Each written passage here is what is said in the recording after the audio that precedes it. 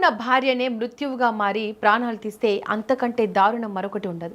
సంగారెడ్డి జిల్లా నారాయణఖేడ్లో చోటు చేసుకున్న ఒక హత్య ఇప్పుడు అందరినీ దిగ్భ్రాంతికి గురిచేస్తోంది. నర్సుగా పనిచేసే కల్పన అనే మహిళ తన సంబంధానికి అడ్డుగా ఉన్నాడనే కారణంతో తన మెడలో తాళి కట్టిన భర్త ముత్యం రెడ్డిని అంతం చేయడానికి అత్యంత కిరాతకమైన ప్లాన్ చేసింది. భర్త హత్యకు ముందు తన ప్రియుడినే స్వయంగా భర్తకు పరిచయం చేసి హోటల్కు తీసుకెళ్లి విందు భోజనం తిని ఆ బిల్ కూడా భర్త చేత కట్టించి మరీ భర్తను హత్య చేయించింది. ఈ కన్నింగ్ ప్లాన్లో భాగంగానే ముత్యం రెడ్డిని నమ్మించి పొలం వద్దకు తీసుకెళ్లి ముందుగానే జేసీబీతో తవ్విన గోతిలో పాతిపెట్టారు.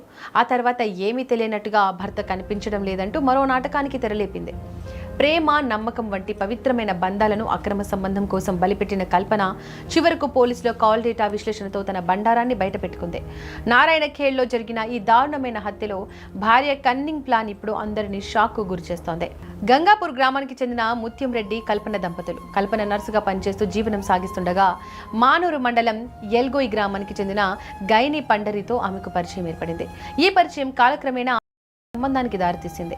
గత 4 ఏళ్లుగా వీరిద్దరూ రహస్యంగా కలుస్తూ వస్తున్నారని ఆరోపణలు ఉన్నాయి. ఈ విషయం భర్త ముత్యం రెడ్డికి తెలిసే అవకాశం ఉండడంతో అతడిని అడ్డు తొలగించుకోవాలని కల్పన నిర్ణయించుకుంది. ప్రియుడు పండరి అతని అన్న విఠల్తో కలిసి పథకం రచించింది. ఈ నెల 15న ముత్యం రెడ్డిని నారాయణఖేడ్లోని ఒక హోటల్కు తీసుకెళ్లింది. ఇది సాధారణ భోజనం కాదు, భర్తను తన ప్రియుడికి పరిచయం చేసేందుకు చేసిన ప్రయత్నం. ఆ హోటల్లో భర్త, ప్రియుడు పండరి కలిసి దాదాపు గంట పాటు ముచ్చటించుకున్నారు. ఆశ్చర్యకరమైన విషయం ఏమిటంటే తనను చంపబోతున్నాడని తెలియని ముత్యం రెడ్డి స్వయంగా అక్కడ బిల్లు కూడా చెల్లించాడు. భోజనం ముగిసిన తర్వాత ముత్యం రెడ్డిని తన పొలం వద్దకు పిలిపించారు. ముందుగానే జేసీబీతో తవ్విన గుంత సిద్ధంగా ఉంది. పొలం వద్దకు రాగానే పండరి, విఠల్ కలిసి నైలాన్ తాడుతో ముత్యం రెడ్డి గొంతు బిగించి దారుణంగా హత్య చేశారు. చనిపోయిన తర్వాత మృతదేహాన్ని ముందే సిద్ధం చేసిన గోతిలో పడేశారు. సాక్ష్యాలు దొరకకుండా మట్టితో కప్పేశారు. ఆ తర్వాత కల్పన తన నటనా చాతుర్యంతో 18న పోలీస్ స్టేషన్లో భర్త కనిపించడం లేదని ఫిర్యాదు చేసింది. పోలీసులు కేసు నమోదు చేసి దర్యాప్తు మొదలుపెట్టారు. భార్య కల్పన ప్రవర్తనపై అనుమానం వచ్చిన పోలీసులు ఆమె కాల్ డేటాను విశ్లేషించారు.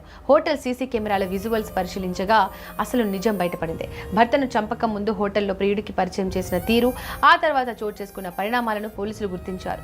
నిందితులను అదుపులోకి తీసుకుని విచారించగా అసలు విషయం బయటపడింది. నిందితులను అరెస్ట్ చేసి జ్యుడిషియల్ రిమాండ్కు తరలించినట్లు నారాయణఖేడ్ ఎస్ఐ శ్రీశైలం తెలిపారు. ప్రేమించిన వ్యక్తి కోసం కట్టుకున్న వాడిని బలి తీసుకున్న ఈ ఘటన సమాజంలో భద్రతపై అనేక ప్రశ్నలను లేవనెత్తుతోంది.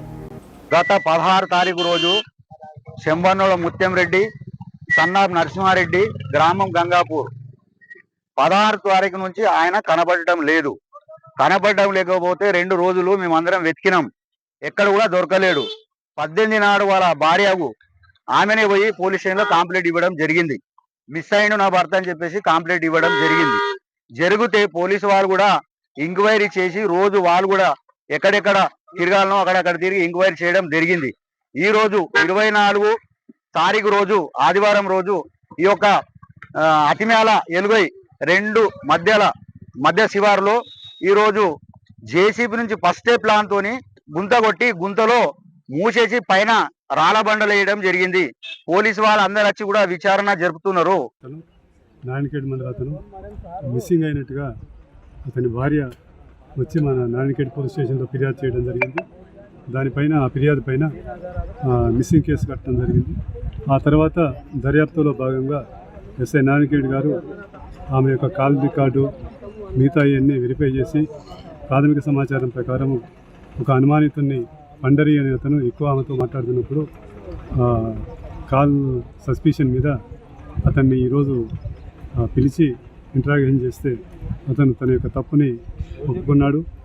ఆ యొక్క మిస్సింగ్ పర్సన్ అయినటువంటి ముత్యం రెడ్డిని ఇతను అదే రోజు 16th రోజు అతని హెచ్చరో ఎల్గోయి గ్రామస్తుడు, మనూరు మండలము.